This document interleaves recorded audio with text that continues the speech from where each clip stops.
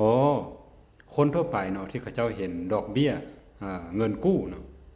หรือว่าดอกเบี้ยสถาบันการเงินหรือธนาคารเนาะเป็นความเสี่ยงก็ย้อนว่าความสามารถในการหาเงินของเขาเจ้าเนาะมันมีจำกัดคงที่เนาะถ้าว่ากรณีเขาเจ้ากู้เนาะเขาเจ้าก็กู้ไปซื้อรถเห็นบ่ซื้อโทรศัพท์จังซี่น่ะเนาะซื้อสิ่งที่จำเป็นเนาะซึ่งมันบ่ได้สร้างรายได้เนาะสร้างคุณค่าให้กับ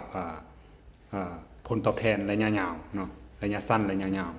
และสิ่งหลักๆที่ข้าพเจ้าเห็นมาก็คือว่าคนทั่วไปจะบ่มีระเบียบการในทางด้านการเงินเนาะเช่นว่าได้เงินมาแล้วก็ไปซื้อรถหรูหรือว่าสิ่งแพงๆงามๆมาอวดมาโซกันเนาะอันนี้มันบ่แม่นเงินลงทุนจะไปเฮ็ดแบบนั้นมันก็เฮ็ดให้เจ้าลุกทุนเนาะในนั้นสิ่งแตกต่างหลักๆเนาะที่ข้าพเจ้าเห็นคนรวยเขาจะมีโนว์ฮาวหลายเนาะฮู้